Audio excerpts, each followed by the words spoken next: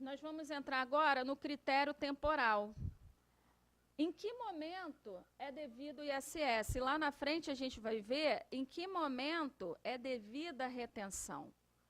Porque, regra geral, quando você é prestador de serviço que tenha que pagar o ISS, regra geral, o momento em que constitui o fato gerador é o momento da prestação do serviço. Não é o momento pelo recebimento do serviço, não é imposto de renda. Qual é o documento que vai declarar qual é o dia, mês e ano que essa empresa prestou o serviço? É a nota fiscal de serviço. Só que tem municípios que colocam na sua legislação o seguinte: olha, você tem que emitir a nota fiscal no momento da execução e sempre que receber o quê? Adiantamentos, sinais, reembolso. Ora, pela Lei Complementar 116, o fato gerador do ISS não é sobre o recebimento do serviço, é sobre o quê? A prestação. Então, o momento desse fato gerador seria o momento da execução do serviço declarado através da nota fiscal. Mas que, para você não ser autuado pelo seu município, acaba que tem que acatar a legislação daquele município.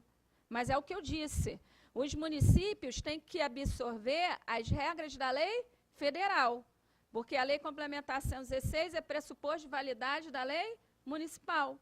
Em nenhum momento a Lei Complementar 116 diz que o fato gerador do ISS é no recebimento do serviço.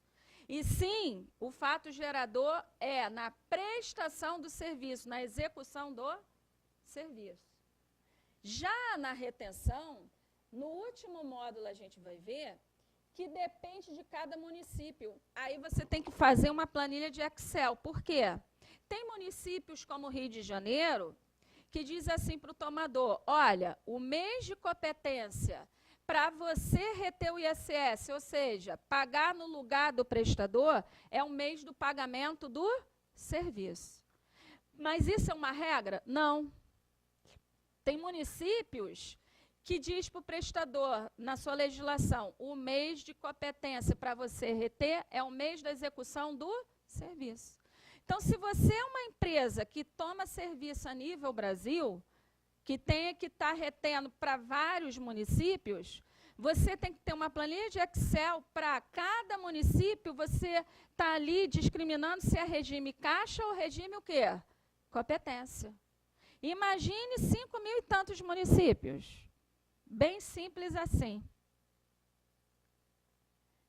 Então, ali diz, a emissão do documento fiscal no momento que concluído o serviço prestado, indicará o tempo do fato que definiu o critério o quê? Temporal. Isso seria a regra geral. Mas você vai se deparar com legislações municipais dizendo: não, eu quero que você recolha o ISS quando receber qualquer adiantamento, sinal, reembolso. E pior ainda no reembolso. Reembolso nem é receita para a empresa. Mesmo assim, você tem que o quê? Aí já é demais, né? Então, esse módulo de critério temporal seria basicamente isso daqui, para você se situar no tempo, para saber exatamente qual é o fato, qual é o momento em que você tem que o quê? Recolher o ISS. O ISS próprio do prestador. Mas, lá adiante, a gente vai ver o momento para você estar recolhendo, você, tomador, no lugar do prestador, que o nome que se chama o quê? Retenção do ISS, que eu já te adiantei. Muitos municípios usam o quê? O regime caixa e outros o regime competência. Sobre o critério temporal da ocorrência do fato gerador do ISS, se nas antecipações contratuais, já ocorre esse critério temporal? Aí depende, pela legislação federal, não. Se você pegar a Lei Complementar 116, o fato gerador é a execução do serviço, é a prestação. Mas, digamos, se você é um prestador de serviço, está situado no município do Rio, Então, o regulamento do município do Rio, o decreto 10.514/91. Lá no artigo 191, incisos 1 e 2, diz assim, olha, você vai emitir a nota no momento da execução do serviço ou no momento que recebeu o quê? Qualquer adiantamento ou sinal. E tem um artigo também nesse regulamento que diz que mesmo que seja reembolso, eu quero o quê? O ISS. Então, a gente vai ver lá na frente que a base de cálculo do ISS é o preço do serviço. Reembolso não é preço.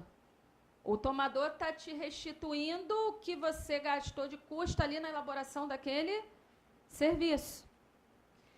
Mesmo assim, o município quer que você inclua na base de cálculo esses reembolsos e faça a alíquota incidir sobre.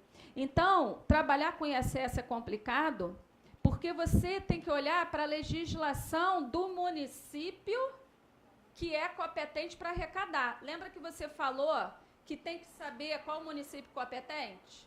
Digamos que não seja hipótese de retenção, certo? Seja hipótese do próprio prestador recolher o ISS para o seu município. Para onde você vai olhar? Para a legislação do município onde está estabelecido o quê? O prestador. Se ele tiver estabelecido no município do Rio, o que diz a Lei 10.514? Diz só que o ISS vai incidir no momento da execução? Não. Lá no inciso 2 do artigo 191 diz, sempre que receber o quê? Adiantamentos ou sinal. Agora vamos partir para a retenção. Lá, quando a gente entrar no módulo do critério espacial, a gente vai ver que, regra geral, a segunda parte do artigo 3º da 116, da Lei Complementar, colocou lá que o ISS é devido ao município onde está sendo executado o serviço, que são exceções, porque, regra geral, o ISS é devido ao município onde está estabelecido quem? O prestador. Mas tem vários incisos dentro desse artigo 3º da Lei Complementar 116, que ele relaciona lá, ó, se você prestar esse serviço, o ISS vai ser devido ao município da execução do serviço. Então, se eu realizar um serviço de construção civil, o ISS é devido ao município onde está sendo executada a obra. Daí, eu tenho que olhar para a legislação daquele município para ver base de cálculo, em que momento é o quê? Devido ao imposto. No caso aí, vai ser devido no momento da execução, mas e o pagamento? Vai ser critério caixa ou critério competência? Aí você tem que olhar para a legislação desse município para verificar se você vai pagar no mês seguinte o pagamento do serviço ou no mês seguinte a execução do serviço. Então, o ISS eu acho até mais complicado do que o ICMS, porque são muitos municípios. E se todos absorvessem integralmente a Lei Complementar 116, não seria o quê?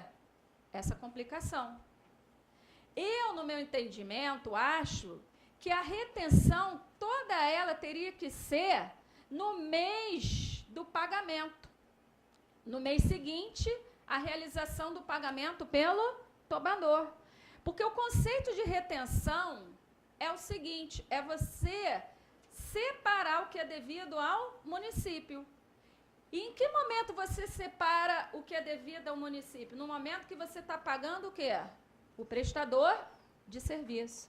Então, todos os municípios deveriam colocar na sua legislação que o mês de competência para o tomador reter é o mês do pagamento do serviço.